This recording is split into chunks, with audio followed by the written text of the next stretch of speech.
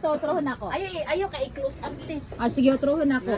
Unsa ang pinakasakit nga nahitabo sa imong kinabuhi ug dili gyud nimo malimtan hangtod karon? Gibiyaan ko sa maestra sa unan nga tugawas pag uli wala na me. Unsa may rason nga nung nagbulag man mo? Yang mama pataka lang sumbong anong chicks ko nya wala di ay. Unsa man imong kaistorya sa mga mama nga permi babag sa relasyon sa Ay ilang mga milagros anak? naminaw ka na ko karon. Sikyat kita inyo ha. Nagtinarong ko sa imong anak. Ah. So karon naka-move on na ka. Nakamove on ako gamay. Gamay pa. Nana pud kay bag-o karon. Na ako'y lalang ron. Kana imong lalan karon. Mali to karon. Bisag dala na sa gawas. Oh, pwede na to interviewon. Ha?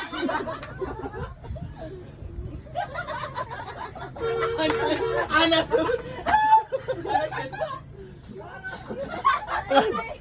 Ha? O di ba natarantan ka? Na pre? Na pre? O di ba?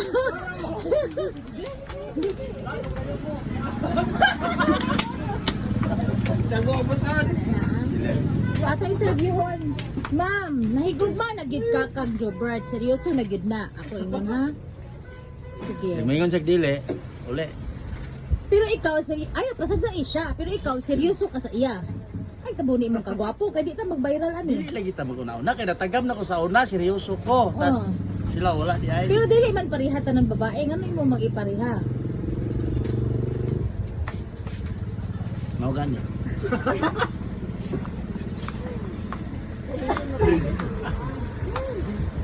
So 50-50 lugar imong kuan karon. 50-50. Pero makita ni mga seryoso siya, I-fall na ako, 100 na tanan. Napalit na kag tugan si Tess. Unya. Kay nakakas out naman ko. Si Ruben unta to eh.